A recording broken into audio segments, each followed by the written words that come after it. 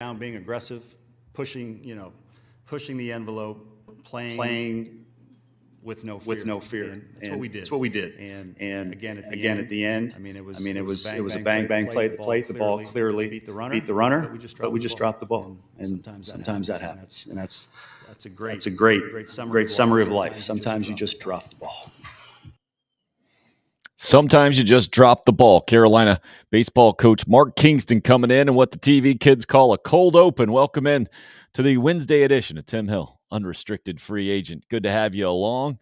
Tough night for the Gamecocks in Hoover. And boy, have we said that a bunch through the years, right? Gamecocks now 29-51 all time at the SEC baseball tournament, which has not really meant a whole lot through the years. Has unfortunately become more and more important in the last several years as the records have been less and less impressive, the NCAA tournament resumes. And this year's Gamecocks end up under 500 for the first time since Ray Tanner took over the program back in 1996 after the 2-1 kind of dramatic loss last night in the 10th inning, which Mark Kingston was referring to there, where there's a play at the plate. For some reason, Florida didn't decide to score or didn't try to score on a previous play.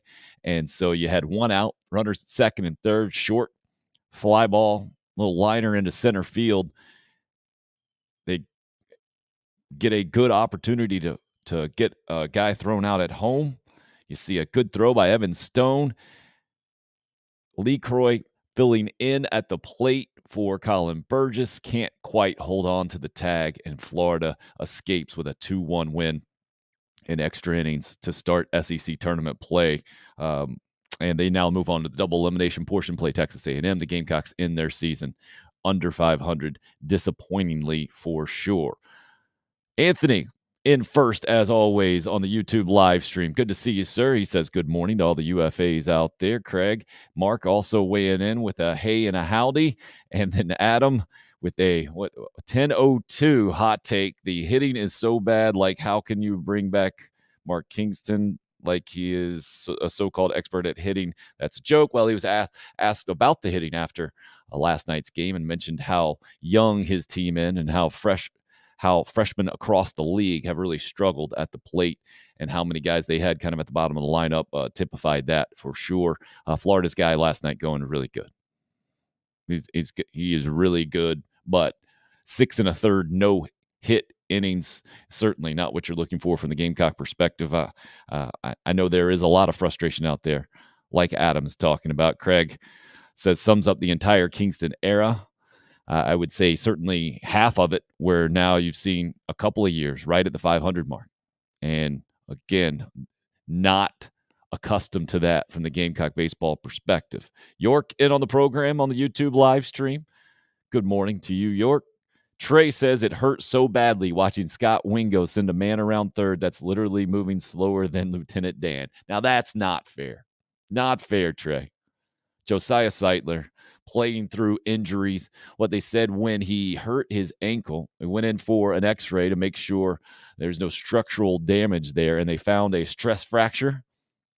And Seitler was the guy at the plate for Carolina for most of the year from a power perspective, and leading the team with 15 home runs. Gets a big hit last night, hit and run there in the 9th inning, where Carolina had not scratched across a single run the entire night and had very little show for it, right? First hit coming in the 7th inning. And so that was like their 3rd hit of the game, I think. Maybe 4th hit of the game, when with 2 outs, Scott Wingo does wave Josiah Seitler around third base after a hit into center field, and Florida makes the place. And did anybody else think like me at all last night? It is a much smaller scale, no doubt, but we were talking about it yesterday. I was talking about it with my buddy John Wilson from out in Texas, who traveled with Texas A&M to that 2011 College World Series. And Texas A&M, in his 18 years of covering the program, 0-4 at the College World Series. One of those games was the opener there in 2011 against the Gamecocks. And later that year was the epic series with Florida, right? And the epic throw out at home where Florida looked like they were going to be on their way to being in prime position to win the national championship. But the Gamecocks made a play there. They made so many plays through that run. Florida made the play last night, and Carolina couldn't make the play at the end. Also a victim of some misfortune with Jalen Vasquez playing exactly where he needed to be. No doubles on the third base line early on in the 10th inning. He wasn't even going to have to backhand a ball over the bag. He had already gotten in front of it. Hits the bag, goes over his head. He had no shot at it. To me, it just seems to be the baseball gods to some degree, evening things out for a program that had so much success and seemed to get near every break in that magical run. But unfortunate for Gamecock baseball, no doubt. No doubt. How would fans react if Tanner brings back Kingston?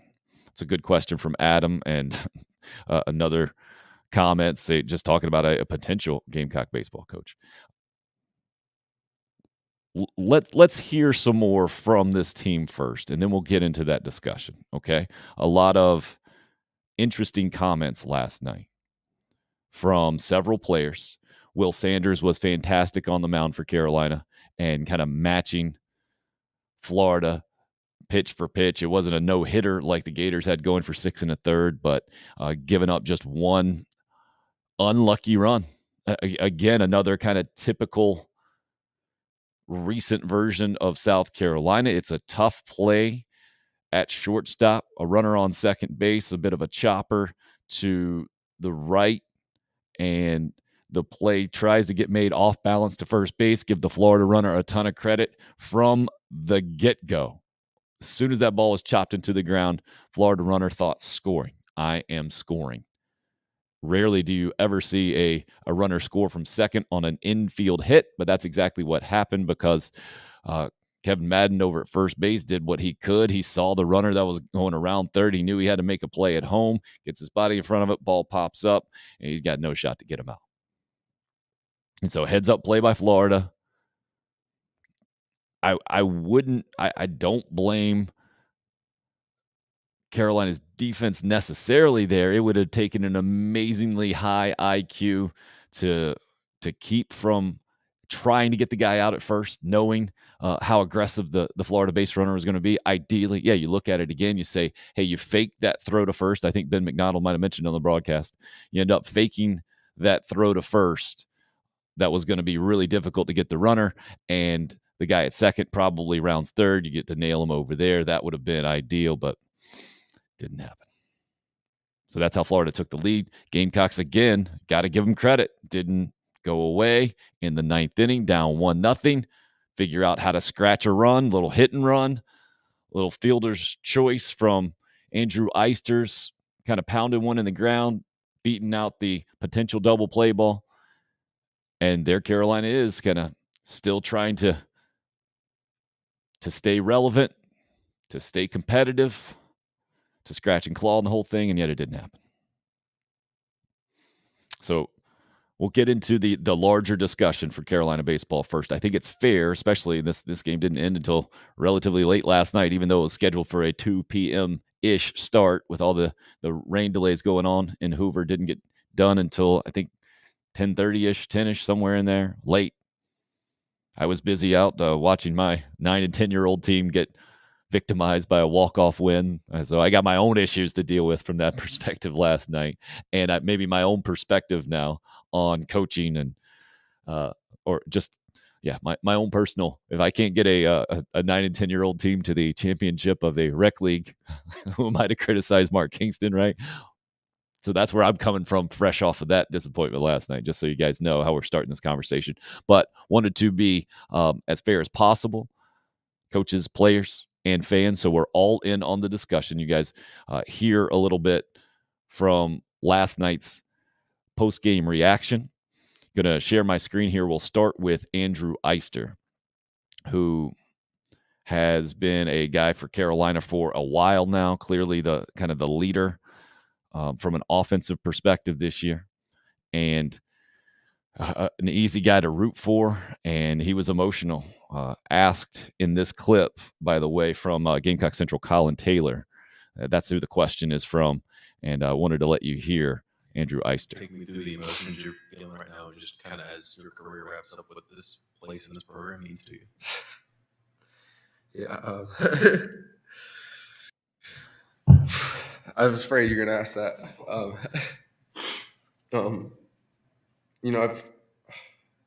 I've talked about it before, how, coming in 4 years ago it was just a place to, play my 2 years and move on to pro ball. And, things don't always work out as you plan, but, sorry, but I wouldn't trade it for the world. How these last 4 years have gone.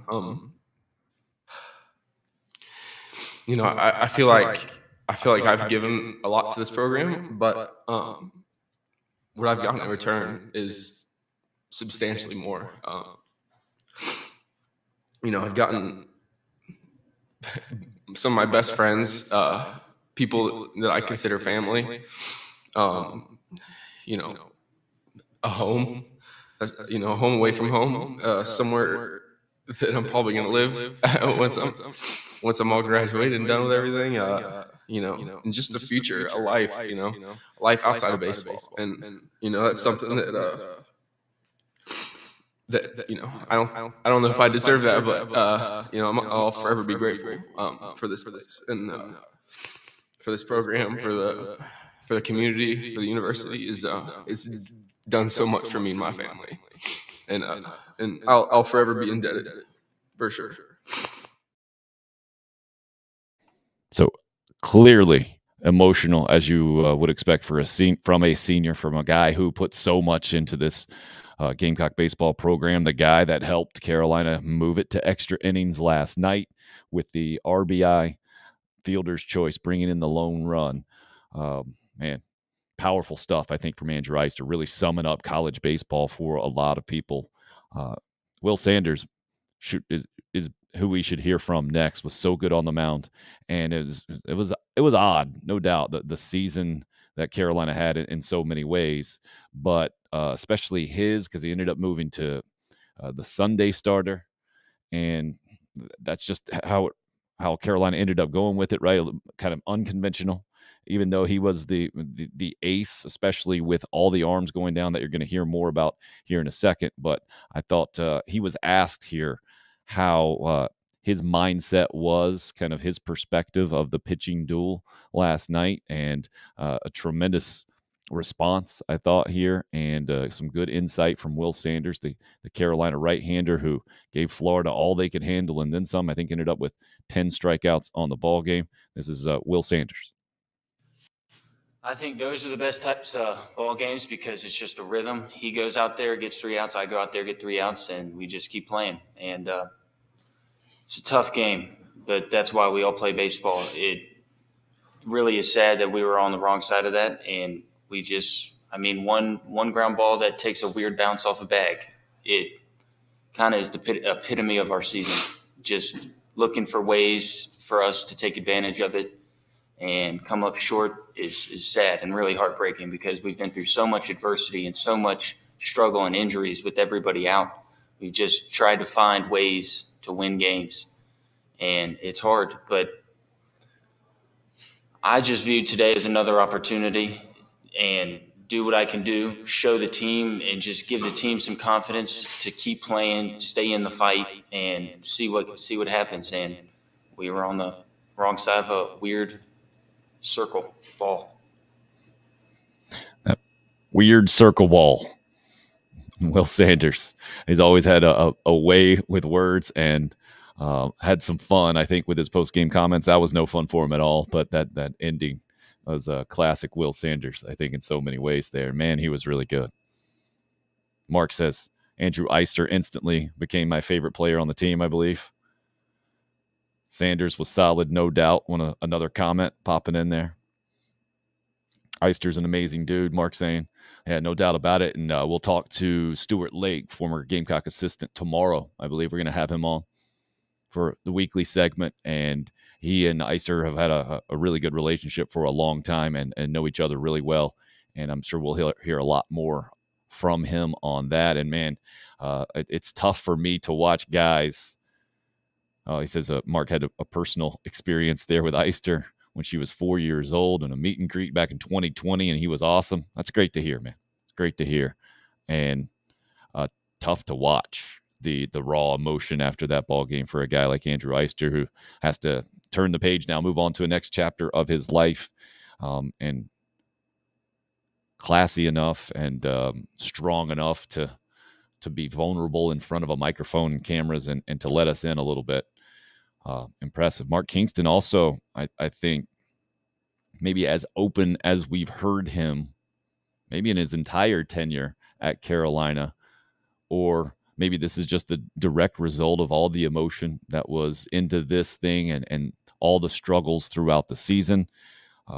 He had plenty to say last night. I mean, not out of the ordinary, right? It was only a 15-ish or so minute press conference with both of those players and the coach. So it's not like he just went on and on and on. I'm not trying to say that, but was pretty open, honest, and clear with his thoughts in the post-game press conference as well. Wanted to play some of those for you as we move on this morning and get the conversation, I guess, started or going with the evaluation of what the Gamecock program is right now and where it's headed. So without further ado, let's get some Mark Kingston in here comments and we'll move on from there. So Mark Kingston, I think this one basically just summarizing in general what happened last night and how it relates to the entire season for Carolina this year. This is just disappointment in not having the success in the win-loss column that we know is expected, but also keeping the context of why that happened. And along the way, the guys did not give in to the frustration, to the adversity. Look, some years everything goes right and you stay healthy and all the prospects turn into production guys and everything goes right. And then some years it's just whatever can go wrong can go wrong. In both those situations, you've got to handle it properly. When everything's going well, you got to learn how to win with class. And when everything is going wrong, like it did for this year, I think you've got to teach guys and you've got to try to make sure the group never gives in. And this was the latter. This year was the latter. And again, that was a hell of a ball game out there. It could have gone either way. And we fought till the very bitter end. And that's what I'm going to remember from this group. Fought till the very bitter end when they knew the disappointment around the program and the win-loss record, but also within the context of why it's happened, they could have given in and they did not. And so that's what I'm going to take away from this group. So get you a little bit more from Mark Kingston coming up here. But that's what I'm talking about letting us in a little bit more maybe than usual, and was eventually asked in last night's press conference, again, right after the ball game, please keep that in mind, but I think appropriately asked kind of the message to fan. I think you're actually going to hear the question here from Michael Lanana to give you the full context here, which is what I want to do. So we're not taking anything out of context, and we can start the discussion in the most fair way possible. I know that's a weird thing from a media perspective, but that's what I want this show to be. That's what this show will be. And I think that's what will part of the reason this show will be different. And hopefully you will continue to spread the word and find this valuable. Here's more from Mark Kingston, the State's Michael Lanana, on the question side of things. What would your message be to fans who, might come away from this maybe a little disappointed from this? Yeah, we're all disappointed. We're all disappointed. But again, in my opinion, the word context is what matters most. When you factor in, you had 10 pitchers throughout the course of the season that pitched either very, very little or not at all, and what kind of impact they would have had on our one-loss record. I mean, Mississippi State, Chris Lemonis is a good friend of mine. They lost a couple pitchers, and you saw how devastating it was to their overall season. We lost 5 times that or 3 times that based on whether you consider they lost 2 or 3 guys, whatever. It handcuffed us. It just did. And so there are days I look up and say, man, how did we win that many? And there are days that you look up and you say, man, if we had this guy or that guy, just 2 or 3 of the 10, it's a completely different season. So my message is we're disappointed as well. But on the inside, we know exactly what this team probably could have done had we just not been so unfortunate with the volume of injuries. Again, more from Mark Kingston last night after the 2-1 loss to Florida in extra innings. So what do you take away from that is my question. Now that you've heard some extended comments, we knew the injury situation going in. He pointed it out. The critics are going to say used it as an excuse. I'm trying to be fair here. Evaluate this as fair as possible. I think he mentioned it in the explanation, right? I mean, he also said you dropped the ball. Sometimes you drop the ball. The question I think is now, how does this program move forward? Mississippi State, no doubt, that's true. National championship last year, last in the SEC this year. A great example of a program couldn't have been at its highest, higher. It could have been higher. And then key injuries in the SEC, no room for error, and on the exact opposite end of the spectrum. Hoover House of Horrors, Double R says. And no doubt that's what it's been. SEC decision makers need to move this tournament venue around because Carolina never wins there.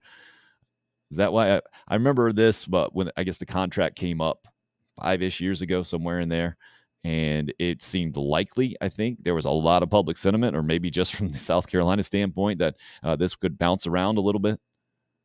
The tournament venue I'm talking about, like the ACC tournament has done, it's Greensboro. This year's Charlotte. It's popped around a few different places. I think that is a completely different conversation, one that is a very minor blip on the radar screen that is Gamecock baseball right now, and how does it move forward after a sub-500 year overall, 27-28. Again, the SEC record, no shame there. Talking about the Mississippi State comparison, look at Florida, right?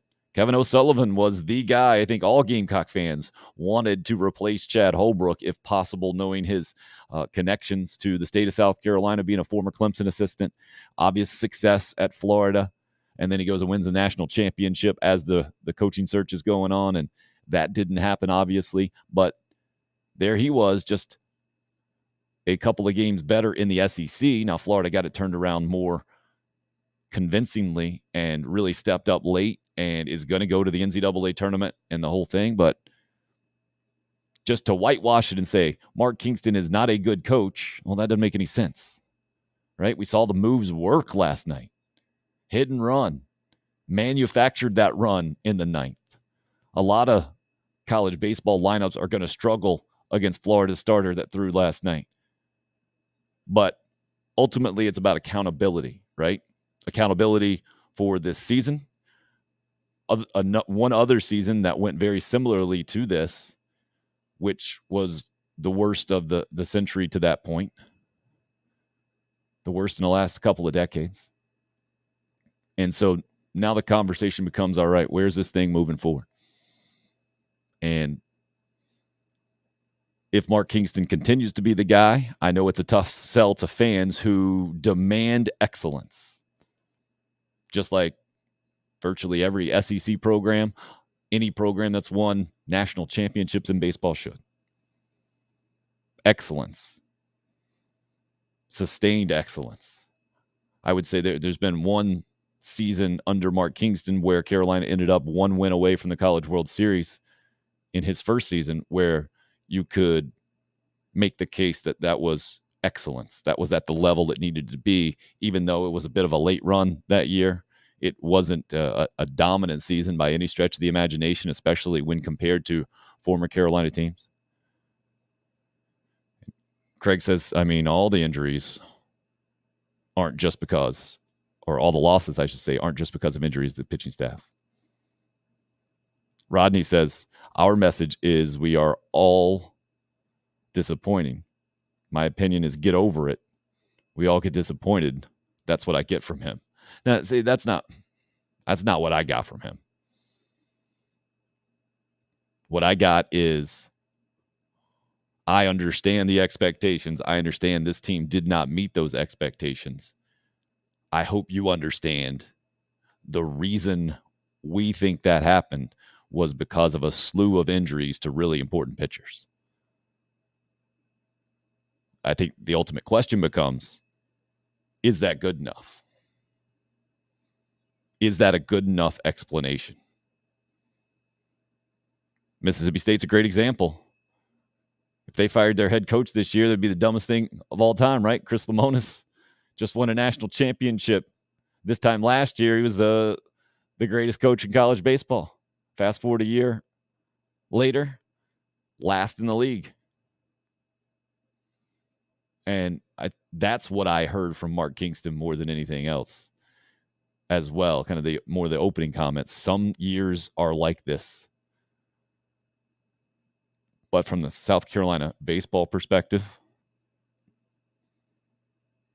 that wasn't a thing for so long.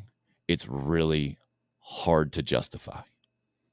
That there are so many inherent advantages. You know, we've been talking about that Nick Saban, Jimbo Fisher thing and how Saban has so many advantages being at Alabama. And as soon as he's seeing any kind of crack in the foundation or other people slithering their way towards the top, he's comes out and did what he did and the whole thing. Well, South Carolina is not where Alabama football is, South Carolina baseball. And you could argue maybe they weren't ever quite to that level of dominance, right? But they were dang close. You win 2 straight national championships and play for a third in a row. You go to 3 straight College World Series, kind of a separate entity several years before, separate chapter. It's a dominant program. And it has not been recently. And that is majorly concerning, I'm sure. Craig says, and if we were starting so many freshmen, where are the sophomores and juniors? They haven't developed. That's another thing, too. And maybe I'll play that answer for you. That was the one part in last night's post-game comments where I thought Mark Kingston did not hit the right note. Asked about the offensive struggles, mentioned how freshmen have struggled in general from an SEC perspective, but that's the thing. At South Carolina, you're not expected to have the typical freshman across the SEC in the starting lineup for sure. I mean, of course, SEC programs are fantastic, right? But if you found your way in the starting lineup, that's on the guy responsible for the program and the talent. And if it ain't good enough, then that's on the coach. That's on the recruiting staff. And I understand, man, with COVID involved and the whole thing, extenuating circumstances, but all programs have dealt with those same type deals. Now, they all didn't change head coaches exactly when the Chad Holbrook to Mark Kingston era happened. But you start explaining that stuff too much, I think that's where coaches help themselves out the most, by giving out the least. By sometimes when you're asked to explain a situation, there is no good answer. Even if there is a good explanation. If you think there's a good explanation, right? That's why a lot of coaches, I think Will Muschamp got to that point, right? Where he wouldn't say anything hardly at all. He knew it would be used against him. It absolutely was. And it got to that point. But this is where it comes down to, if you don't win, no matter what you say, will be held against you. And unfortunately, Mark Kingston has gotten to that point with Carolina baseball by finishing under 500 in 2022. So I don't know where it's going to go from here. We'll continue to discuss. I see all your comments there. Clemson also losing yesterday in college baseball. I'll get those scores scrolling here for you. They that round robin format in the ACC tournament, that went up in Charlotte, playing the number 8 seed North Carolina Tar Heels. Clemson, the 12 seed. You can see it scrolling by there. Got whipped 9-2. And North Carolina jumped out to the big lead and never looked back. Tigers now 35-22. They play Virginia Tech, number 1 seed in the ACC tournament. That's going to be on Thursday night, and Clemson will not move on to the semifinals. There are 4 pools. One team from the 3-team pools moves on to the semis. And if there's a tie at all, the higher seed is the one that moves on, as the ACC format there. So that's where that ACC tournament sits. A guy that is interested in that is where we're going to go next. We're going to change gears a little bit, get our first guest in on the program, and talk some Florida State issues. I mentioned Jimbo Fisher, a guy who's very familiar with the Florida State program. He's the owner of the Osceola, a digital publication that covers Florida State there. Jerry Kutz joining us. And Jerry, really appreciate your time. Where are you joining us from exactly? This looks like you were outside, I think, a little bit earlier when we were kind of testing off the air. That looked very Florida-esque. Where are you at exactly, Jerry? I'm in Tallahassee, Florida. Oh, okay. Right there, right in the belly. So why don't we start with Jimbo, if you don't mind? And I have my buddy from Texas who was actually in the room with the press conference. He was on with me yesterday and mentioned just how they knew what was coming to some degree. They didn't know it was going to be quite like that. And I think all of us from the college football perspective, a little taken aback. Is that the best way to put it? With Jimbo just going all in and throwing down the gauntlet on Nick Saban. Yeah, that was, I watched that video, and having worked around Jimbo for years, it brought back old memories. What kind of guy? What kind of memories do you have there? Because the exit at Florida State was messy. He got a national championship for the Seminoles, and then there was the radio show where the guy pops up there, and it basically has to be escorted out, and Jimbo says, "Nah, let him stay," or ask the question. That's the one that sticks out to me. You had the fan interaction, I guess, as he's going into the tunnel as well. Yeah. Messiness towards the end, and it looks like though it turned out to be a relatively good move, at least with Texas A&M beating Alabama last year, even though they lost 4 other games. Yeah, with Jimbo, you get all the good and all the bad. He's a very passionate guy. I was the senior vice president for Seminole Boosters when Jimbo was here, and interfaced with him pretty, on several projects. And if he's not happy, he's going to let you know it. Very passionate, difficult. When everything's going good, he's a pleasure to be around. He's a funny guy. Unbelievable memory. I mean, his ability to retain information is like no one I've ever met. I mean, you can talk baseball from the 1960s and he'll give you the batting average of the Chicago Cubs. It's incredible. And so he's a pleasure to be around when things are good, but when something isn't the way that he wants it to be, boy, he's a handful. And you saw that. You got a chance to see it in that video. Yeah, I didn't expect it to go as personal as it did and as all in, but that's where we are with college football now. For the sport and for those of us on the outside looking in, I think raises the entertainment value for sure, and now gets us to the larger conversation. The point of all of that was the name, image, and likeness stuff. How is that going for the Florida State program that you cover kind of day in and day out, the collective and the whole deal? Where is Mike Norvell with all that? You feel like Florida State has adjusted? Yeah, Florida, they do. They created a collective. It's called Rising Spear. And it was formed by 2 former Seminole Booster board members who I'll explain that in a second. They started the collective, and they do different things with it. One arm of the collective is what you think of the traditional NIL, where it's finding businesses and putting them together with the right student athlete to represent that business. But the other thing they've done with it, which is it's a little different. Some schools are doing it, but a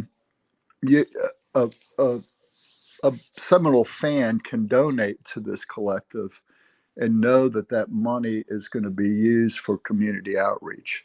So any student athlete within the athletic program who wants to get paid a couple $100 to go appear at a boys and girls club and work with the kids there can do it. Doesn't matter what sport they're in, whether they're a starter, second teamer, whatever. And so there's some real, I think that's a good thing. Our student athletes were doing those kinds of things anyway, but this gives them it gives everybody a chance to make a little bit of money. And so I think there's some value to the collectives. I mean, I know that Nick has railed against the collectives, but I think the listeners to this show should know that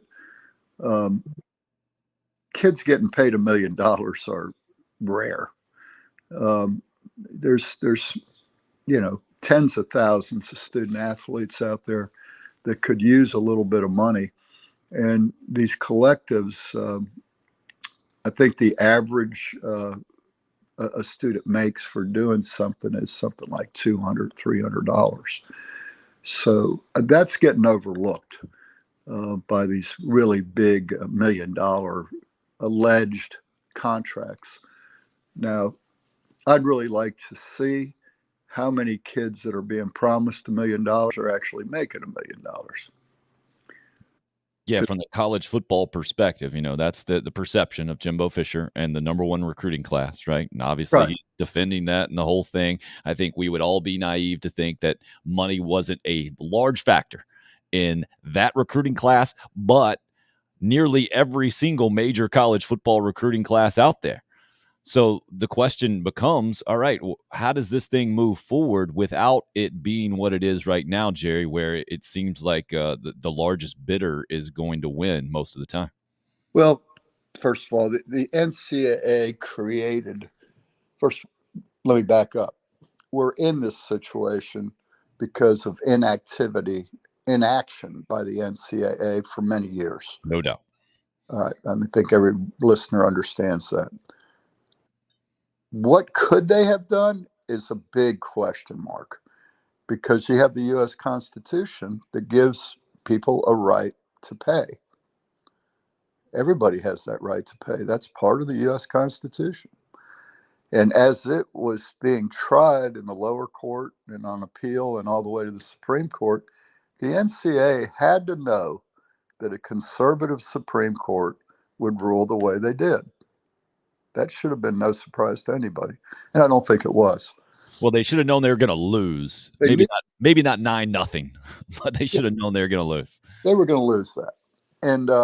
And so the reality is, in our country, everybody has the right to earn money.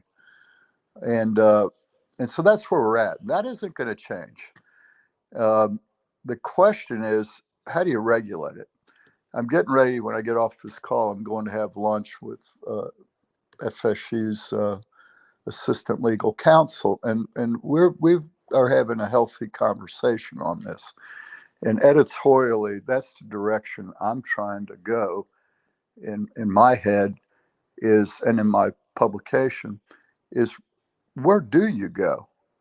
Because the way that professional sports has done it is they have employees, they have unions, they have collective bargaining, and they got to carve out each of the leagues from the Sherman Antitrust Act. I don't see any other path than that. And there's not one person in college athletics that wants to go down that path. But that's what our Constitution prescribes. There's a precedent for it. And I think what we've got to do, sometimes you have to be the contrarian. And I want to know, why are universities so opposed to making the student athletes employees, which they already are. I think I heard a statistic yesterday, at Florida State, which is similar to South Carolina in activity fees, tuition, rooming, housing, all that. The average student athlete is making $75,000 a year. If you take all those things together with the cost of living, that they're an employee, And so it was no longer scholarship, but you paid them as an employee, and then they paid for the scholarship and like every other student, the tuition and housing. How is it so different? Now you can collect a bargain. Now you can put some, guardrails on this. Think about yourself right now, Tim. I don't mean to belabor this point, but think about yourself, a head coach. I just came back from the ACC spring meetings, and I interviewed a bunch of those coaches, basketball and football, and they are very frustrated. If you're in the NFL right now, you have a level playing field. There's a revenue sharing model where every team has access to the same amount of money, whether it be ticket sales, whether it be television revenue. They have a level playing field. They have a draft. Recruiting has always been unfair. Facilities, it's an arms race in college sports. So you have some schools building Taj Mahals, others, as Jimbo said, Nick's always had all the advantages. And that's true. And as we look across the landscape of college football, if you're a college football coach right now, it's the Wild West. There are no guardrails. And I think what you're going to see is some successful young college coaches heading to the NFL until they get their arms around this. This is a tough place to be as a college head coach in football or basketball. Yeah, what those guys didn't point out, though, is that they still have the freedom to jump from school to school and cash in like they've been doing for the last couple of decades, whereas in the pro sports, they got to live up to their contracts, and then they lose draft picks and the whole thing. So I don't feel too bad for the coaches. I don't feel bad for them at all, but having been a former administrator, I think what you're going to see is high turnover. I think some college coaches and administrators are going to get out of college athletics until this stuff gets straightened out. And that's okay, because, I'm a guy that I retired from being an administrator. And what I knew is the people I had working under me were ready to step up, And so with any adversity that causes attrition, it's just opportunity for the next generation of administrators who can enjoy, who get it organically, are comfortable with the new world we're in. And that, I think, has to be true now of coaches in a lot of ways. As you were saying that, it reminded me of kind of Shane Beamer's approach. He's not pushing back against this thing. I think he's been pretty open as the first-year head coach at South Carolina last year, moving into year number 2. And Mike Norvell, not much older than him. I'm guessing a similar type approach right now, because these guys, they know the recruiting ears are listening, and they have to get the right message accordingly, right? Yeah, whether they agree with NIL or they don't, they have to appear as though they do. In order to not turn recruits away. Now, I do think those young coaches like Norvell and Beamer, they get it organically. They understand it, and they're not opposed to it. They just want some guardrails. They want some equity. Now, let me say this. I don't know what the law is in South Carolina, but Florida, the athletic directors here in Florida tried to be proactive this time last year, and they lobbied the Florida legislature to pass state laws that said the university and the coaches could not be involved in the NIL. They couldn't represent players to getting NIL. They had to be completely arm's length from anything to do with NIL. And that's why these collective was formed in Florida. They were formed to handle it. But in other states, there are no laws. I don't know what the law is in South Carolina, but I know in Indiana, talking to Mike Bray, he's actively involved in it. And he was surprised to hear Florida coaches could not be. So every state's different, and that makes it challenging. Alabama realized their law was not conducive to NIL, so they rescinded the law. Yeah, I think South Carolina very similar to that, and the fact that you got coaches or schools involved in the lobbying and the state laws, it's a great example of the failure of the NCAA. Jerry, are you of the mindset that the Power Five, especially from a college football perspective, going to end up being separate from the NCAA moving forward relatively soon? I am. Jim Phillips, the commissioner of the Atlantic Coast Conference, brilliant guy and very transparent. He was asked that question, and he's the co-chair of the new Reformation. And he said what they're trying to do with the NCAA is unbundle it, push as much down to the conference level as they can, and let the NCAA do what the NCAA does well, which is championships and some legislation, portions. They don't get it right all the time, but they're pretty proficient at it, and it's just too big, and they want to unbundle it.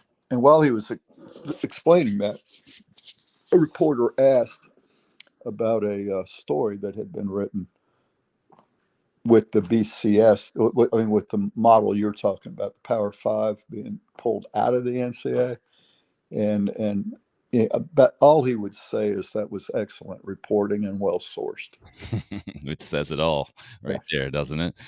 He's Jerry Kutz, the owner of the Osceola.com, covering Florida State for a bunch of years. Jerry, do you ever think you'd see the football program in the state it has been the last several years? Because from my eyes, my wife went to Florida State. She got to see Chris Winkie win a national championship. I grew up in the heyday of Charlie Ward and all those tremendous quarterbacks year after year, and Bobby Bowden's 14-year run in the top 5 or whatever it was, ridiculous. Florida State's at the top. And then to see what has happened in the kind of the post-Jimbo era has been mind-boggling to me from the outside looking in. What about you from the kind of the inside looking out at Florida State? Well, unlike your wife, I'm old. And so I've seen it all. I mean, I was actually a student in FSU when we went 0-11 after the great Bill Peterson era of the 60s. And then we had an incident where we had 34 players quit the team, and we went 0-11. The next year we went 1-10. And the following year we brought in Bobby Bowden, and he went 5-6 his first year, and the rest is history. But I was also there towards the end of the Bowden era, after 99, when Coach was approaching 80. And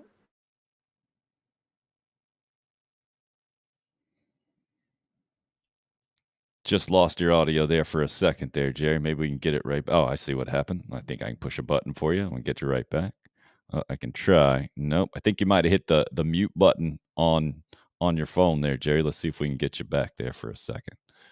Oh, he's right into the Bobby Bowden era as well.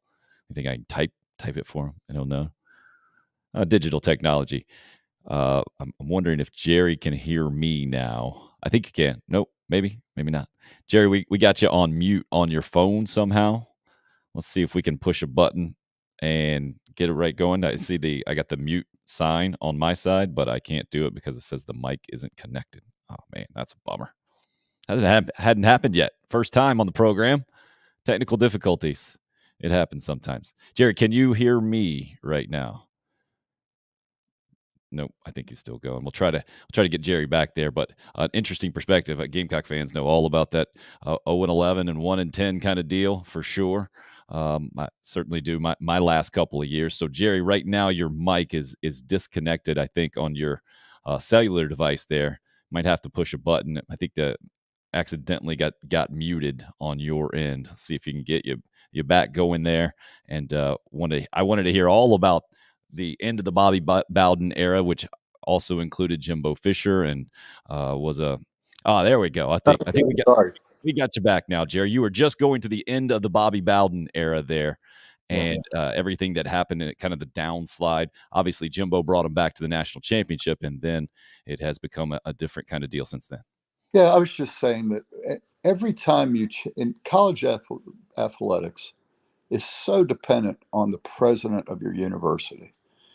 When you get presidents change every 4 or 5 years, and each time that happens, they bring in a new set of priorities with them. And so I think if you look at South Carolina history, you might find some parallels. But in my study of Florida State, it's when a new president comes in, oftentimes there'll be a new AD to follow him. They'll change the AD, and then it's hard to stay. And I'm speaking as a former administrator here. When you change presidents and you change ADs and you have a head coach, you're successful when you're all on the same page. But every time you get a new president, you risk not being on the same page. And that's what I've seen happen at Florida State. Right now, we're in a pattern where I think we've got the last, with David Coburn, our previous AD, and now Michael Alford and Mike Norvell. I'm very encouraged that everybody's on the same page. What does that mean exactly, Jerry, when you say that? Because to me, it seems pretty obvious. It's good for everyone involved in a university when the football program is winning. So why wouldn't you be on the same page with your head coach? This just come down to a money deal, or how the resources are allocated? What does that mean exactly? Yeah, I think it's that. I mean, I think we went through a period in time where FSU, like everybody, was under pressure for Title IX, and you needed to be building facilities and bringing and raising equity, and it was in the spotlight. And the federal government, you get some funding from the federal government. You have to meet Title IX requirements. And we've had at times the focus has been shifted to that. And you get a new AD, and his focus might be basketball, and the focus gets shifted to that. And that's where Jimbo had issue, was he didn't feel like Florida State was putting as much into football as they needed to. He saw, the basketball program being elevated. He saw women's athletics being elevated, and he didn't think that we were able to fund his, football operations building or whatever as fast as SEC schools were able to do it. And if you look at budgets, SEC schools are bringing in about $25 million a year per school more because of the television difference, right? The conference payout. So I think Jimbo wanted to go to a school where when he wanted something, he didn't have to wait for guys like me to go out and raise it, right? Sure. And like when he was at Florida State, pretty much every priority that he wanted, we got to through fundraising, but it didn't happen overnight. It took 3 to 5 years to raise the money. And so that's the reality of this unlevel playing field that we're on. Sure, so that's not a new one, right? That's what it's always been in big time college sports. Now just the players get a little piece of it. Well, yeah, I mean, it's always been that, but it's exacerbated now, right? By the difference between the SEC network contract, and the SEC and the Big Ten have great contracts, and praise to them for having vision and going out there and creating that, but you look at a Texas A&M budget, it's over $200 million a year. At Florida State, it's about $130 million. So when Jimbo wants something at Texas A&M, they can deliver it right now. At schools like Florida State and probably South Carolina, when you all were independent, you have to wait a minute. You got to go out and go back to the same donors and ask for money again. It's just a little harder. And Yeah. and so you need a coach. I feel like Bobby Bowden was, perfect for us because Bobby didn't need a lot of facilities to win.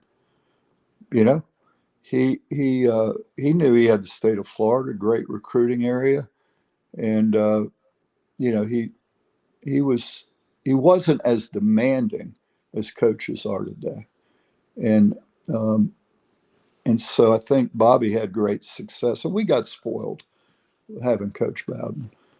I remember having conversations with Jimbo as an administrator, where he was showing me the uh, organizational chart for Saban's staff, and this was 6-8 years ago. And my goodness, I mean, Saban had not only his 10 assistants, what the NCAA allows, but he had a quality control coach for every assistant, and he had a high school relations coach for every assistant. So, I mean, he had 3 times the staff of anybody else. I mean, from South Carolina, and me covering FSU for all these years, when you had 10 assistants and 2 GAs, they came off the practice field. They had to call recruits. They had to break down practice film. They had to meet with their coaches. And they were lucky to get out of the office before 10 p.m. Saban's coaches don't have to do that. They've got a quality control coach who's breaking down the film, and they got a high school relations coach who's calling recruits. Yeah, I think And Steve Spurrier always used to make fun of all those extra coaches. You don't need yeah, all those guys, and coaching ain't that hard. And we saw towards the end that no, I think college football did become that for sure. You mentioned how Bobby Bowden was a great fit at Florida State. My buddy John Wilson talked about the amazing fit that Jimbo is now at Texas A&M, and you seem to be backing that up for sure. So my question to you, Jerry, is I think Shane Beamer is a tremendous fit at South Carolina right now. Is he Mike seems it. is Mike Norvell a great fit at Oh, Florida State? yeah. When I got cut off there, that's what I was saying. I was saying I think Florida State's found the right guy. He's he's young. He's enthusiastic. He's a guy that wasn't spoiled by coaching in the SEC. You know, he was at Memphis where he didn't get everything just as quick as he wanted it. So he's learned how to do more with less. We've just added a bunch of people to his staff. We've got a football operations building that'll break ground in December. 5 years after we started the campaign for it. So we're feeding Mike what he needs. But I see an enthusiastic, organized guy who cares about the players, and that's usually the winning combination for a football coach. Well, it reminded me of Dabo Swinney when he first got the job, and clearly Clemson became what it has become. Is Florida State going to be able to knock them off anytime soon? Yeah, I do. I think so. You saw the game last year. We had them in the fourth quarter. We went up in the fourth quarter and had a couple of penalties that, two or three back-to-back calls against us that changed that game. And I was listening to your baseball preview to this, and bad you get bad hops sometimes. Sometimes things just don't work out in a season. But in that Clemson game last year, uh, we I think we realize we can compete right now. And it was on the road this year. We get them in Tallahassee, and it should be a much more competitive game. Mike has totally flipped that roster. I don't know what Beamer's doing up there, but when Mike took this program over, the remaining players from the Jimbo era uh, were and then through the Taggart era, they just he needed to flip the roster, and that was completed this spring. So the team is his now, and I think we've improved at every position. Um, we're still not a dominant Florida State like we were in the '90s. You have to earn that, and he's going to need to win 7-8 games in order to get those 4 and 5 star players to commit again in mass. We're getting 2, 3, 4 a year, but to get back to where we were, you've got to have a roster loaded with them. Yeah, it sounds like Steve Spurrier said that at one point in his South Carolina career. We just got to win more games to get in and to get in better players, and that it comes down to it for sure. Jerry, I know you had the hard stop time of 11 o'clock. We're already there. Really appreciate you joining us, man. All the Florida State info, theosceola.com is the place to go to get your publication, and you guys are all over Florida State every day, right? That's it. We like to think we bring a different perspective because I was a journalist for 18 years, then went into administration for 19 years, and came back, got right back into covering FSU, which I love. And I've tried to hire former coaches and people who bring a perspective to the game. I've got journalists, but I also hire coaches and administrators who understand what they're writing about. Yeah, stay away from those media nerds as much as possible. Totally agree with you on that one. Jerry, really appreciate the time. I hope we can do it again. Okay. Thank you, man. Jerry Kutz from theosceola.com. Good stuff. The Florida State perspective, certainly well connected. We just talking about the Nick Saban organizational chart that Jimbo Fisher showed him back in the day. I mean, that's a great example of the other side of college football, and also why it was so fascinating and so mind-blowing to a certain degree what just happened with Jimbo and Saban, knowing everything that he knew and then throwing him out there under the bus saying, yeah, you need to look into what he's been doing. Maybe that was just the defense mechanism and standing up. And as our buddy John Wilson told us yesterday, he feels like Nick Saban went after the family of Texas A&M. And when you go after somebody's family, watch out. Well, that's what's happened now with the Jimbo and Saban situation for sure. So if you're joining us on the video portion of the program, you see the scores going by on the little ticker there from college baseball last night. The SEC and ACC tournament, Florida, 2-1 winner in 10 innings against the Gamecocks. Carolina finishes up its season 27-28. Disappointing year for sure. Clemson, disappointing night last night in the ACC tournament, 9-2 loser to North Carolina. So they will not move on out of pool play at the ACC tournament. They will wrap up ACC tournament play Thursday night, tomorrow night, against the number 1 seed Virginia Tech. But the question around Carolina baseball, whereas May 25th is typically, no big deal. I went out to Hoover and got beat 2-Q, which has happened so many times. 29-51 now, the record for the Gamecocks at the SEC baseball tournament. One of the only records out there that's under 500 significantly, obviously.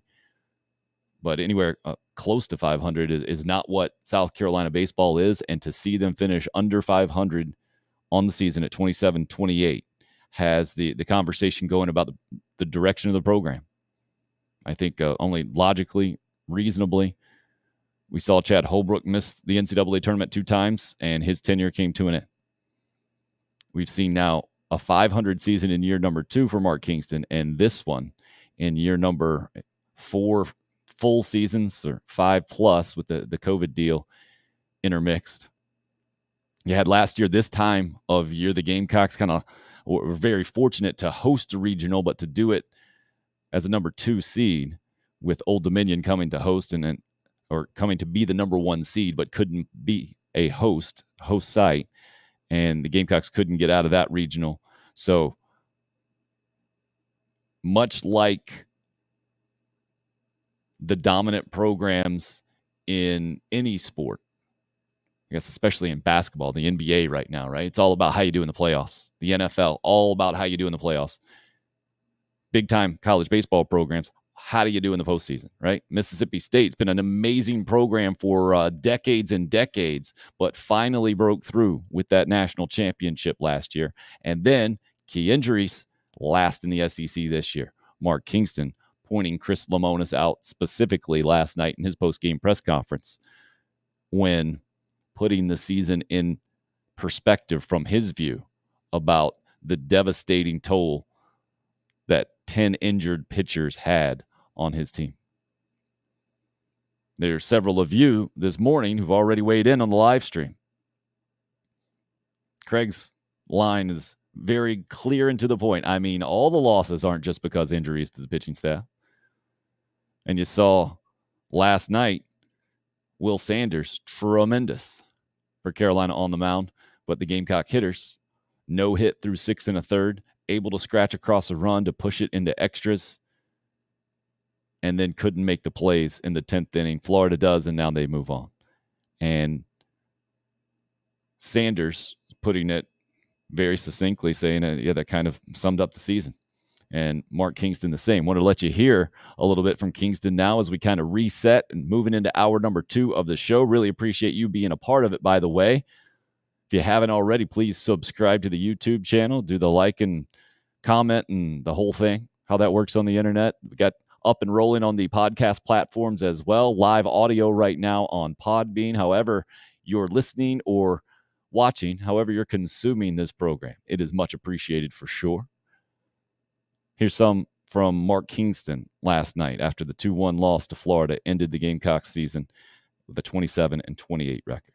If we were going to go down, we were going to go down being aggressive, pushing the envelope, playing with no fear. And that's what we did. And again, at the end, I mean, it was a bang play at the plate. The ball clearly beat the runner, but we just dropped the ball. And sometimes that happens. And that's a great summary of life. Sometimes you just drop the ball.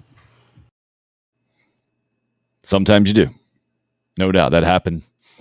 My 9 and 10-year-olds last night couldn't make a play, and then we got walked off as well, and their playoff run came to an end in the little rec playoffs. So I felt it and saw the tears and the whole thing, and it stinks when you're a coach. And the emotion very clear from Gamecock baseball last night, and best summed up through Andrew Eister's post-game comments that I wanted to play for you as well. Even if you've heard them, seen them, certainly I think worth another watch or listen, because Eister, not just for how valuable he's been in his Carolina career, but his ability to put it into words here, really more the college baseball experience, I think. And this year's team too.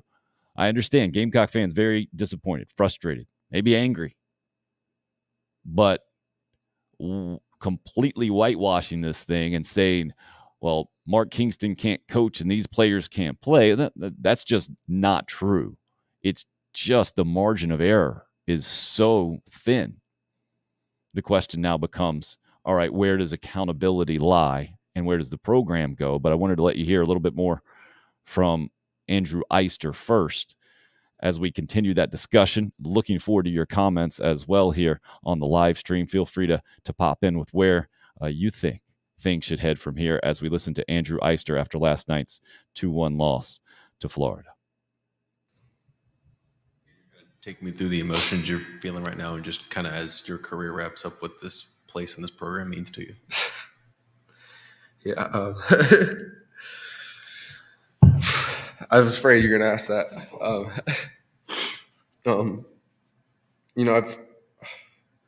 I've talked about it before, how, coming in 4 years ago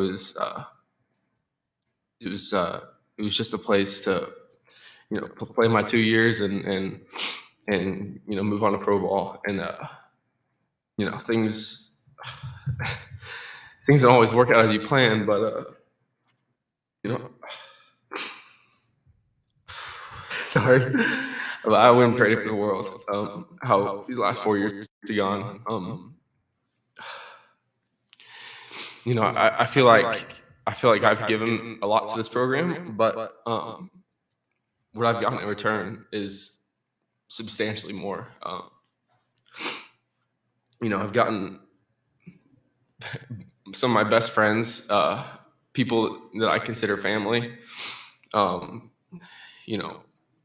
home, a home away from home, somewhere that I'm probably going to live once I'm all graduated and done with everything. And just the future, a life, life outside of baseball. And, that's something that I don't know if I deserve that, but I'll forever be grateful for this place and for this program, for the community, for the university is done so much for me and my family, and I'll forever be indebted. For sure. Really appreciative of a guy like Andrew Eister putting it out there last night. Tough spot, man, but you hear it in his comments, how much it means to him, meant to him, and how it will forever be a part of him.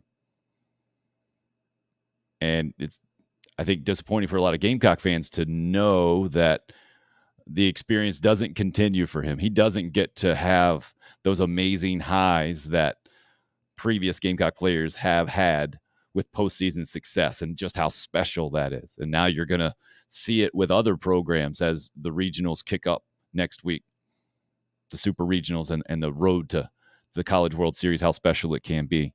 And to see this year's team fall short time and time again. And Will Sanders put it best last night, and would like you to hear that next.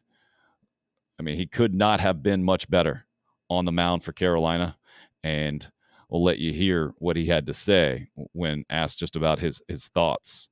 I thought he put it pretty perfectly here. I go out there, get 3 outs, and we just keep playing. And it's a tough game, but that's why we all play baseball. It really is sad that we were on the wrong side of that, and we just, one ground ball that takes a weird bounce off a bag, it kind of is the epitome of our season. Just looking for ways for us to take advantage of it and come up short is sad and really heartbreaking, because we've been through so much adversity and so much struggle and injuries with everybody out. We've just tried to find ways to win games, and it's hard, but I just view today as another opportunity and do what I can do, show the team, and just give the team some confidence to keep playing, stay in the fight, and see what happens. And we were on the wrong side of a weird circle ball.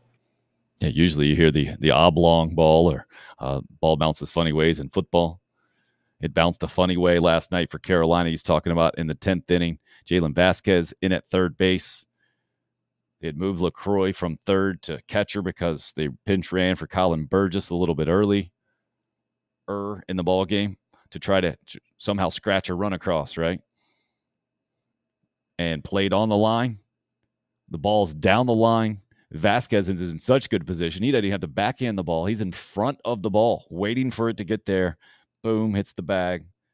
Bang, right over his head. And that ends up leading to Florida's run.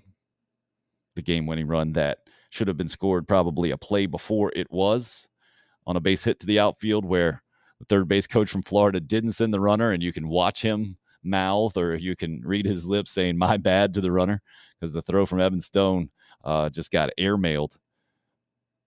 Even backing it up didn't work out, and yet still Carolina escaped there. Got a great bounce there. So you can't say you didn't get any breaks, right? That was a massive break for the Gamecocks. Game should have been over. But with runners on second and third and 1 out, a little liner into center. This time Stone delivers a near perfect strike, a little bit in between hops. And that's why LaCroix had to go.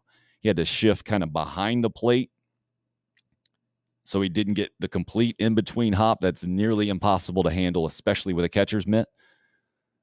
As I say that, the classic Robert Berry scoop, short hop, scoop, and tag in the College World Series. That's an amazingly difficult play, but those short hops, much easier than the in-between hops. It's those in-betweeners that are nearly impossible. A lot of times you'll see catchers move out in front of the plate to scoop it on the short hop and then have to dive back. I think LaCroix made the wiser decision just to shift back slightly to get the longer hop, and all they had to do was hold on to the ball. Unfortunately, couldn't get the hand in with the mitt. Florida runner slides in, ball pops out, game over. Season over for Carolina. And so now I know several of you have already called for a coaching career over at Carolina for Mark Kingston. The body of work is how we should judge Kingston, and it's not good. The record here, 138 and 108. RL weighed in on. Yeah, from a Gamecock perspective, that is not good. And that's why the explanation from Kingston himself maybe comes off a little bit hollow when you're talking about Chris Lemonis and Mississippi State coming off a national championship, not having had that high, right? Not having built up that equity with the program, having had another season where the Gamecocks finished 500, which was the worst season at that point since 1996 in Ray Tanner's first year in the program. And now having it happen again. Bunch of injuries, no doubt. So wanted to let you hear the first part of Mark Kingston himself putting this into context and reacting to what happened last night. And maybe you can make your own conclusion, I guess, about your feelings about Mark Kingston leading the Carolina baseball program and it moving forward and the whole thing. But this is from Hoover last night. Again, a long day. He said it was in the in-game interview, the first time ever he's had a team hop on the bus 3 separate times to go to the field from the hotel. That's the kind of day it was. Again, maybe also kind of typical of the season, typifying the whole thing. Here's more Mark Kingston from after last night's 2-1 loss. Emotion is just disappointment in not having the success in the win-loss column that we know is expected, but also keeping the context of why that happened. And along the way, the guys did not give in to the frustration, to the adversity. Look, some years everything goes right and you stay healthy and all the prospects turn into production guys and everything goes right. And then some years it's just whatever can go wrong can go wrong. In both those situations, you've got to handle it properly. When everything's going well, you got to learn how to win with class. And when everything is going wrong, like it did for this year, I think you've got to teach guys and you've got to try to make sure the group never gives in. And this was the latter. This year was the latter. And again, that was a hell of a ball game out there. It could have gone either way. And we fought till the very bitter end. And that's what I'm going to remember from this group. Fought till the very bitter end when they knew the disappointment around the program and the win-loss record, but also within the context of why it's happened, they could have given in and they did not. And so that's what I'm going to take away from this group. Again, Carolina coach Mark Kingston last night, post-game press conference from the SEC tournament. Maybe the more I'm hearing it now, after I heard it the first time, maybe reacting more to the emotion of it all. And remember, those guys are in it as the players left the podium. Mark Kingston embracing with Andrew Eister, especially after his emotional recap, being the captain of the team and the relationship there, knowing that it's over. It's tough for sure. One thing is the team never quit, Mark says, which is at least a kudos to the coaching staff. No doubt. But we're talking about bare minimum there, right? I mean, we all understand that you can sell it as not giving up on the team and wanting to win for your brothers and the whole thing too. But these guys are also playing for themselves and their own career, right? It is a direct reflection on you and where you may or may not be going in any sport. You have it, but no more maybe than baseball, where it is such a collective of individual contests. It is individually based, one pitcher, one hitter, you versus him. There will be a winner and there will be a loser. And so to harp on that as a coach, I get that. Where I go to and what he was saying, and he was right, to do it with class. Handled it the right way, seemingly from the outside for sure. I don't think anybody, much like the Chad Holbrook era, has an issue with Mark Kingston personally in style, let's say, right? And a lot how it turned ugly in the Will Muschamp end, where people just got sick of hearing the same old, I got to look at the film and non-explanations, really. My point at the time was it didn't matter what the explanation was going to be. You weren't going to like it because the results weren't there. And that's what it comes down to, I think, here as well, but with a massive star, right? And I think Will Muschamp, to some degree, got a pass for his injury issues. But at some point, that pass turned into, hey, this is not a one-year issue. This was not a string of bad luck. This has become a trend. And the injuries weren't the explanation. I don't think several years ago when Carolina was 28-28 in year number 2, the obvious explanation there was, well, it was a coaching change. And you give a guy that you bring in a little bit of latitude to get his guys into the program, right? To put his personality, his fingerprints on it. And now, several years after that, to see this happen, but combined with the injuries, the question is, all right, where is the accountability? Mark mentioned when Carolina came back and beat Texas A&M on Sunday after the gut-wrenching loss Saturday, I was extremely surprised. A great example of guys playing with grit, right? Not backing down. A coaching staff that clearly has ingrained that in them. The Florida series you can throw in as well after being dominated in the first couple of games, really. Coming back and winning game 3, not rolling over, not getting swept. But not rolling over and not getting swept is not the standard for Carolina baseball. Not playing in the NCAA tournament, not acceptable. And so that's what the conversation has to become, not what we heard after the game last night. And I mean that with all due respect, man. Plenty of respect for the Gamecock players for doing exactly what Mark said, coming back at Texas A&M, not rolling over. Clearly, it's not an effort thing, right? Mark says the thing that should determine if he is retained or not, if he still has a Clemson flag in his yard. I don't know if that was a rumor or proven to be true. I don't know either there, Mark. I think that sounds a little ridiculous to me, but that's just me. Having just a little bit of interaction with Mark Kingston, that seems absolutely ridiculous.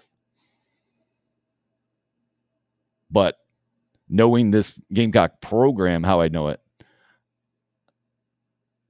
that's why I bring up those expectations. The success level having been so high, higher in any sport traditionally across the board.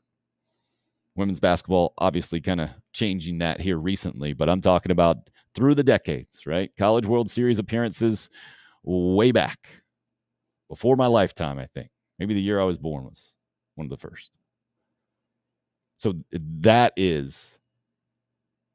that's the level. That's going to be kind of the decisive factor moving forward. If there are things moving in that direction, and at 27 and 28, man, you got to make a huge case there. And I think the last thing you want is what ended up happening to Carolina baseball, where it looked like, Gamecock basketball, which I know apples and oranges, especially we're talking about historical success and built-in factors, built-in advantages, tons of built-in advantages for South Carolina baseball, tons of built-in disadvantages for South Carolina basketball. But what happened with Gamecock basketball last year, Frank Martin, seemingly the contract situation just was basically up in the air and wasn't good enough to get an extension that he wanted and that the program needed to show for long-term stability. And the last year wasn't good enough to turn that tide either. That's a lot of pressure to have on your program, and you run the risk, I think, of moving further back than forward, setting yourself back longer than wiping the slate clean and trying to start over and move forward, if that makes any sense. So I don't think anybody wants to see that around the Gamecock baseball program. We'll be interested to see where it goes from here for sure. But, man, a difficult season coming to an end last night in a difficult way and just dropping the ball. That's something that we never heard. It dawned on me. South Carolina baseball didn't go to the College World Series, didn't win the national championship every single year during the Ray Tanner era, but they did make the NCAA tournament almost every single year, and certainly didn't miss out twice in this narrow of a time window after the program had been at a certain level, right? After the national championship trophies are in the stadium. And I think it only made sense that Gamecock fans then raise level of expectations and demands more out of the program than it ever has. Product of your own success. I know Ben McDonald brought that up on the broadcast last night. I don't even think he was talking about South Carolina. I think he was talking about Mississippi State from last year. But certainly you can make the case there for the South Carolina program. And Chad Holbrook, I think, got that at its peak or the immediate peak. And now the question is, where is it for Mark Kingston, 10 years now removed from South Carolina's last College World Series appearance? So, unfortunate ending last night for Carolina baseball. Wanted to move into a new chapter of the show this morning. And this one will kind of test the you and unrestricted free agent in a lot of ways. Because Steve Kerr did something with his platform at a press conference last night that not a lot of coaches choose to do, especially in the Western Conference Finals. But Steve Kerr is not a lot of coaches.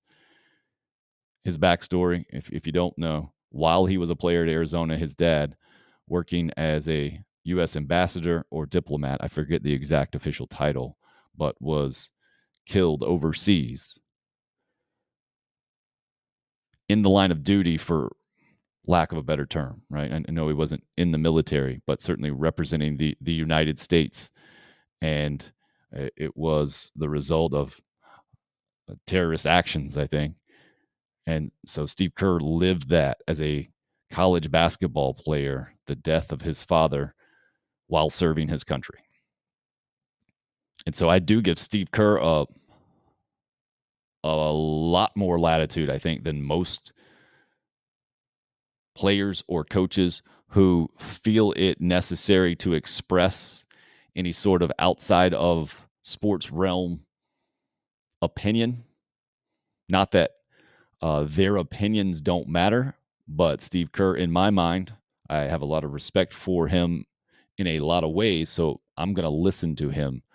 And I think he understands that. And I'm not saying that I agree with every perspective that Steve Kerr has, and I don't think we're on the same team a lot, actually, when it comes to political views.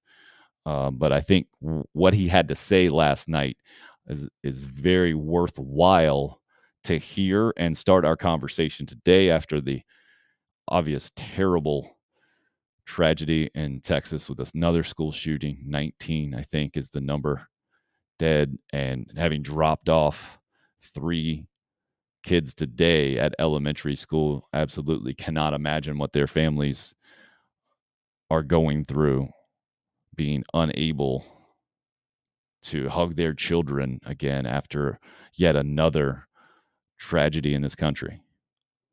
And so Steve Kerr, I think, typifying a lot of our emotion, those of us who are parents, those of us who all of us who don't want to see this happen anymore in our country.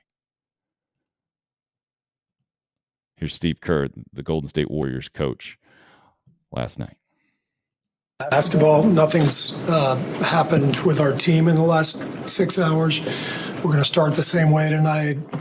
Any basketball questions don't matter. Since we left shoot-around, 14 children were killed 400 miles from here, and a teacher. And in the last 10 days, we've had elderly Black people killed in a supermarket in Buffalo. We've had Asian churchgoers killed in Southern California, and now we have children murdered at school. When are we going to do something? I'm tired. I'm so tired of getting up here and offering condolences to the devastated families that are out there. I'm so tired of I'm tired of the moments of silence. Enough. There's 50 senators right now who refuse to vote on H.R. 8, which is a background check rule that the House passed a couple of years ago. It's been sitting there for 2 years. And there's a reason they won't vote on it, to hold on to power. So I ask you, Mitch McConnell, I ask all of you senators who refuse to do anything about the violence and school shootings and supermarket shootings, I ask you, are you going to put your own desire for power ahead of the lives of our children and our elderly and our churchgoers? Because that's what it looks like. It's what we do every week. So I'm fed up. I've had enough. We're going to play the game tonight, but I want every person here, every person listening to this, to think about your own child or grandchild or mother or father or sister, brother. How would you feel if this happened to you today? We can't get numb to this. We can't sit here and just read about it and go, well, it's a moment of silence. Yeah, go Dubs, Come on, Mavs, let's go. That's what we're going to do. We're going to go play a basketball game. And 50 senators in Washington are going to hold us hostage. Do you realize that 90% of Americans, regardless of political party, want background check, universal background check? 90% of us, we are being held hostage by 50 senators in Washington who refuse to even put it to a vote, despite what we, the American people, want. They won't vote on it because they want to hold on to their own power. It's pathetic. I've had enough. Steve Kerr, again, Golden State Warriors coach. Mavericks end up beating the Warriors last night, I think. Make that series 3-1, but powerful stuff and so much there. And I get it. This is certainly a sports show in general. But the unrestricted part of this show is that it doesn't have to just be that.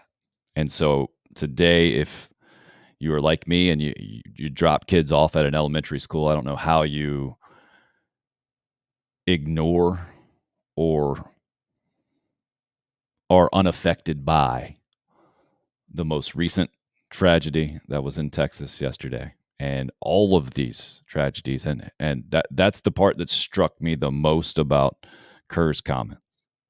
We can't be numb to this situation. And I appreciate him addressing it. Then the conversation turns to, okay, do you agree with how he did it? Because one of the reasons through the years doing a radio show in the morning that I simply just would choose not to address things like this is it felt awfully hollow, like he was talking about moments of silence. I think his feeling about that as well, it just to just say to an extreme tragedy like that, just the worst imaginable situation, like we're sorry for your loss, seems so minuscule, minimizing. And then to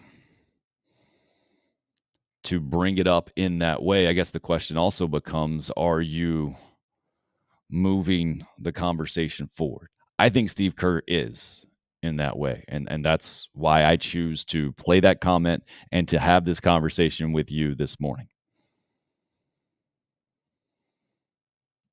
Mark says, I certainly got extra hugs in last night. Couldn't begin to tell my first grade daughter what happened other than kids were hurt and I was devastated.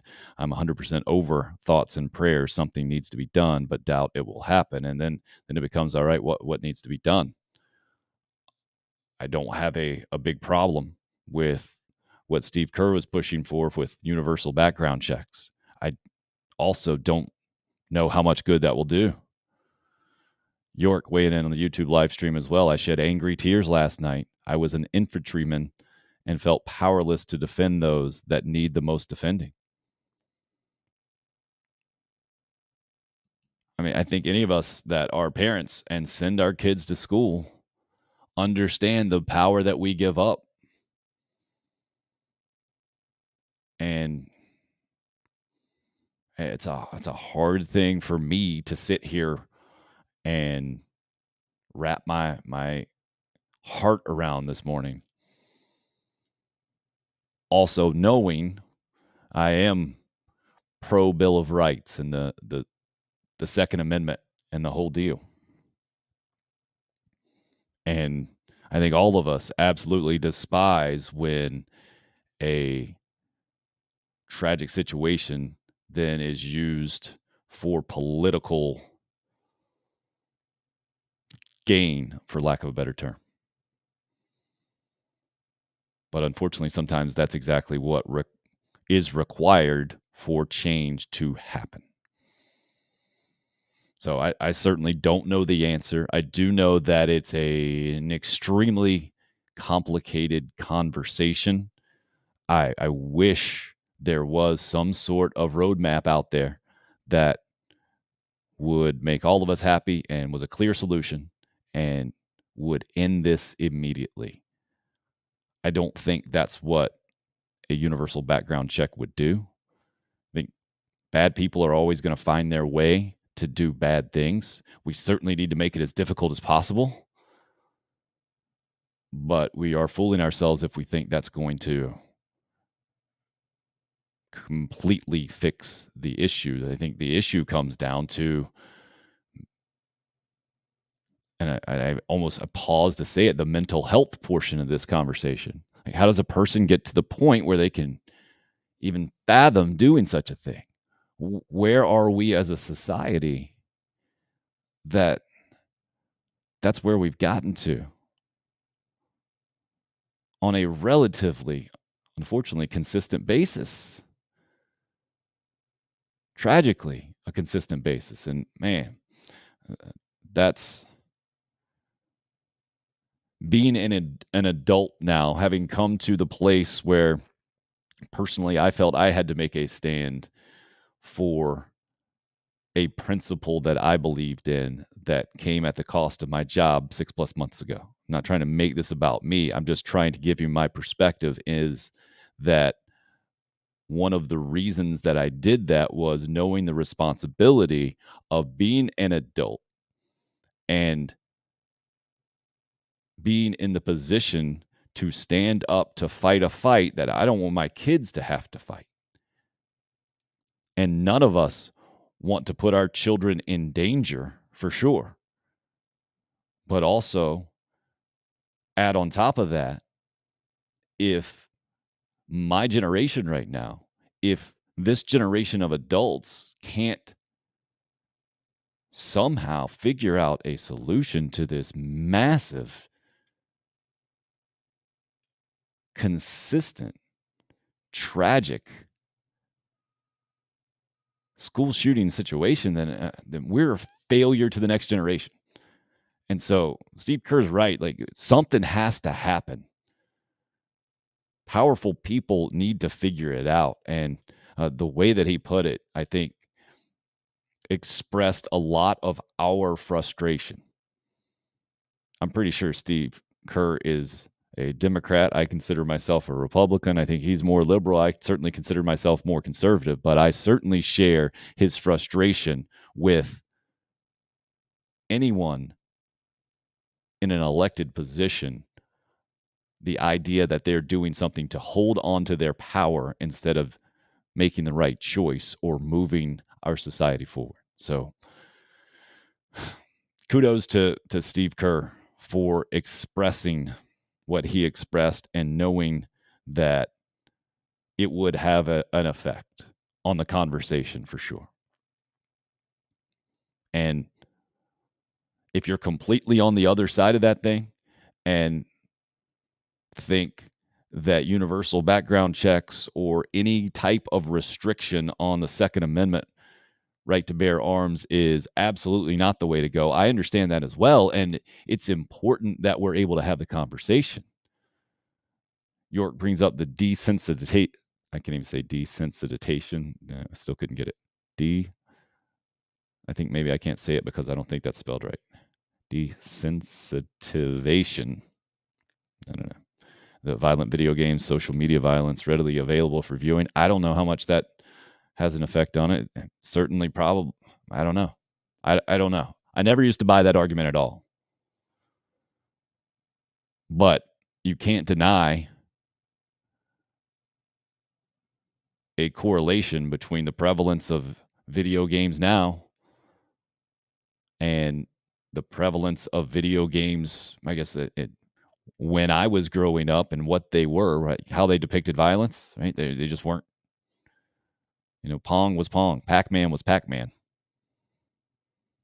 RL pretty pessimistic. Nothing will be done. It's been more than 20 years of this. We get sad and we get angry, and then we forget. The next tragedy comes along, and the song and dance begins anew, but no real change coming. Mark, I think a good point. Other countries have the same video games, don't have the number of shootings. Then you get into the other argument out there is then you have more armed people on the good side of things, right? More armed good guys to take care of the bad guys with the guns. And I don't know if that's the answer. I don't necessarily want my kids going to school where there are more guns. There was a police officer in the very front of their school today when I dropped them off in direct response to this. It is certainly an American issue, Mark. And I think that's why I feel the responsibility to somehow help resolve it. And that's why I'm bringing it up with you right now. Even it's clearly not a sports issue, but everyone in sports is affected by it. And I don't think I would be doing a responsible show if I didn't bring it up at all, especially because Steve Kerr brought it up from the sports perspective. Yeah, York, typically we're talking about this, right? There you go, Pac-Man and Pong. Most violent game I played was Galaga. We fought aliens, York says. Typically that's where we're going. Yesterday it was the Fantasy Hall of Fame, right? And that is the main reason I love doing a show like this with you guys every single day is how much fun we can have, right? And how little a lot of times it has to do with very serious issues like this. But not to touch on it at all, not to mention it, I think would be, it just felt wrong to me today. So that's why I played the Steve Kerr clip. That's why I hope that something can move towards getting better in this situation. I wish I had the recipe for it. Only thing I know is that it's complicated, and inaction is unacceptable, right? The getting numb to it and then watching it on TV again, however many days, weeks, months later. I'm with Steve Kerr on that, man. Fed up. And anyone in a position of power who doesn't understand that, who doesn't understand that that's where the country is, that's where certainly parents are right now, needs to be out of office quickly. Mark says, in college, I had two different roommates, both in the armed forces, misfire a gun, which ended up in the room I was currently in. I'm about as anti-gun as there can be. I would imagine so with that personal experience. I felt like you might have been setting us up, though, for some sort of ultimate resolution that you feel like might be helpful here. Because that's where it comes to. That's where it's a nearly impossible conversation right now, having not been on the other side of it, right? We don't know the solution to this. We've never seen this before. No other countries have dealt with this on this scale. We all appreciate our freedoms.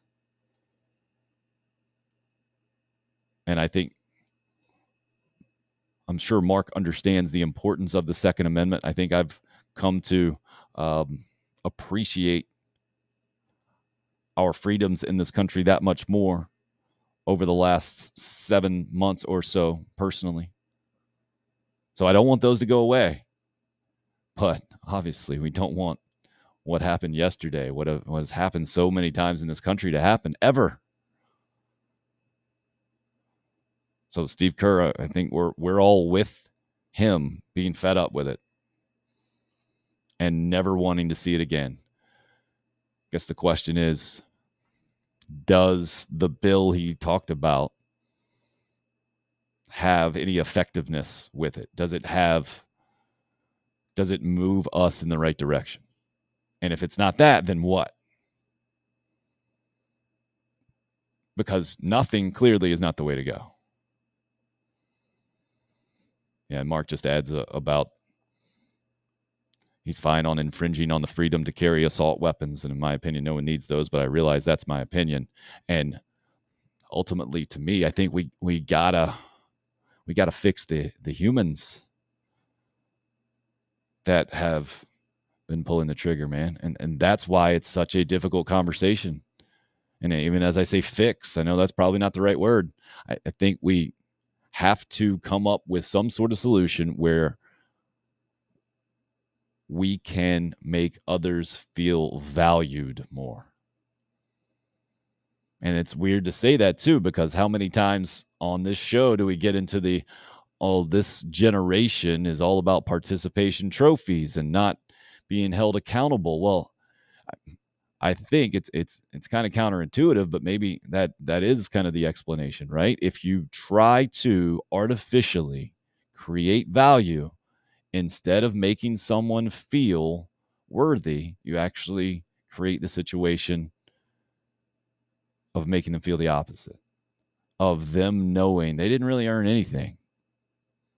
I've seen that with kids. Kids are the best at seeing through BS, right?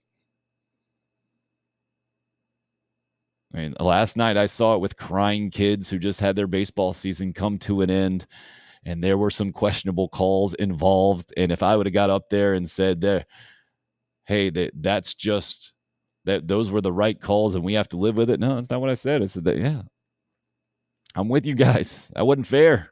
I don't agree with some of those. But you do have to, from a sports perspective, especially, and this is why I love sports, especially team sports, as much as I do. When you go through those situations on a team, you see you're exposed to it, right? You're exposed to failure, disappointment, where your commitment and dedication and focus and energy doesn't pay off with a shiny trophy or being considered number one. And then you got to deal with that. And you ultimately learn, I think, at least what I've learned, is that it's those who respond that continue to be successful in life ultimately. Because everybody gets knocked down, man. Craig says, yep, the therapy these people need is substantial. It's just how do you get them all help? Some don't want it. Teddy says creating new laws equal new laws broken. We need to strictly and emphatically enforce current laws and be tougher on criminals. Yeah, both of those things, man. I understand what you guys are saying. I don't disagree with the thought process, but I do wonder, just even terming them as these people, I don't know how helpful that is. Because I know we all want to separate ourselves from anyone who's ever had any kind of part of this awful, awful acts. But we do need to understand those are human beings as well. So where my brain goes to is, how did that happen with that human being? I know I'm a fan of the Joe Rogan podcast. Have listened to him for years and years and years, and his philosophy kind of changed my mind on a lot of things. It is memorable for some reason. Like those people were babies at one point too, and having been a parent now and having a 2-year-old now, seeing the development, like how does someone get going down that path? I wish we just had someone out there that could tell us that and give us then the roadmap to keep that from happening, because that's the problem, right? That anyone could ever wander down the path where these awful, awful things are an option, or, I mean, even in the realm of consideration. Oh, so disgusting in so many ways, man. I'm sorry to go off down that tangent, but again, feel like it's necessary. It's probably therapeutic for me to even just to talk about it with you guys. So I appreciate your willingness to engage in that conversation, knowing that is not probably what you clicked on to hear this morning. And the college baseball discussion about the Gamecock season coming to an end last night. And maybe that's a great example that we put on the show, right? The raw emotion from Andrew Eister and that chapter ending for him. That is real, man. That has been his life. And knowing the impact that the Columbia community, and saying that he's probably going to end up living here, and all the ways his life has gotten better, but then seeing him not afraid to put the disappointment out there, everything that means to him.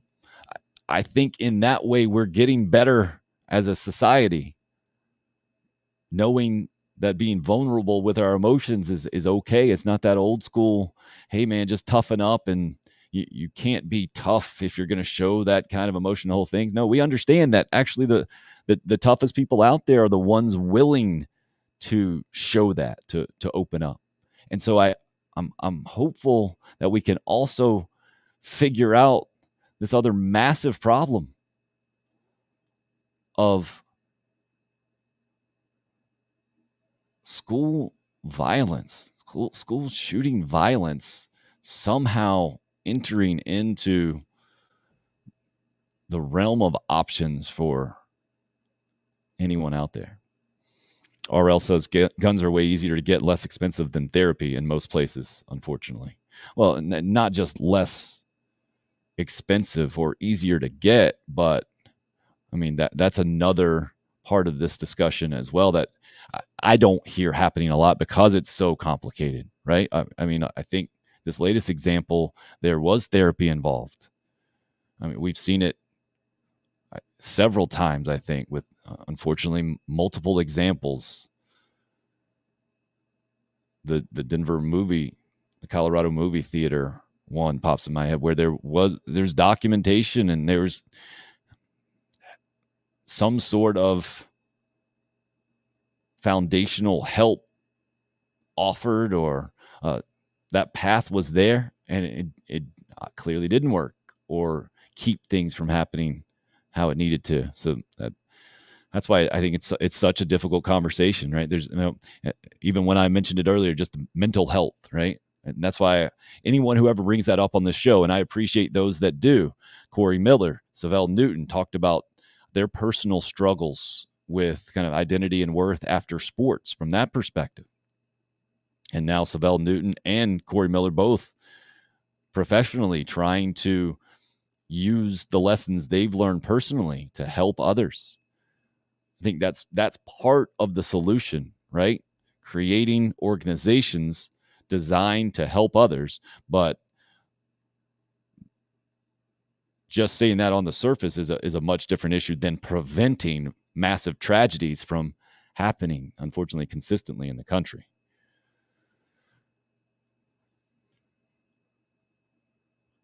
So I don't know what more to say on it than that. And again, appreciate you guys for being open to hearing the conversation today. And I do appreciate Steve Kerr. I think the mindset of shut up and play is such a minimizing, inhumane take out there. What are you talking about? Just shut up and play. Athletes can't have opinions. that somehow go away from your entertainment value that you place on them.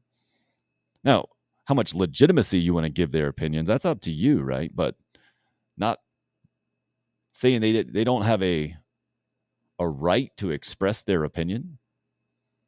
Now, feel free to complain all you want to about maybe the media outlet pumping that out there, the whole thing. That's a different conversation. But the shut up and play, I think I've never understood. And if you don't think Steve Kerr has a valuable opinion in this thing, I think you probably need to get more background on his personal background and the tragedy that he's lived through personally with his dad. And clearly the good leader that he is from a sports perspective. And I think that's got to be extremely frustrating for proven leaders at the highest level in sports, is where Steve Kerr is, right? And looks like the Warriors are on their way to another championship to me. He's already done it before, done it as a player. So maybe if our politicians, our political leaders, the ones who are supposed to be in charge of this, maybe if they can't get something done, I understand why Steve Kerr feels the obligation to speak out and say, no, this is unacceptable. You guys need to stop worrying about your power and start worrying about getting things done and making positive change. And I applaud him for that, because he knows what's going to come with it, right? He knows that there are plenty in the sports fandom world that think that has no place. But I think we're evolving a little bit past that. I don't know. Not living in the 70s era where Muhammad Ali was the guy in sports, where it's clearly not afraid to speak his mind and come out. I think I might have the history maybe incorrect with how our country has viewed athletes and activism and the whole thing. I'm not saying that you should take every opinion that's put out there from the athletic world and automatically agree and think that it's the most well-educated opinion in the whole thing. No, that's what I tell people with news too. Like, it is your job to take the information and try to figure out, okay, how much of this is valid to me? I think this is valid because, or I think this is invalid because, and try to examine it. And that's what I was talking about. I forget, it was yesterday or the day before. It wasn't this issue at all. It was something just kind of general news. And I say that it's such a difficult conversation to have these days, or a difficult dynamic with so many different outlets. Who do you trust? Who do you not trust? What's the agenda of everybody putting it out?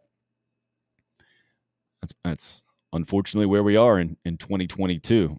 Unfortunate in a lot of ways. I think we are fortunate, though, in a lot of other ways, that there is so much information available that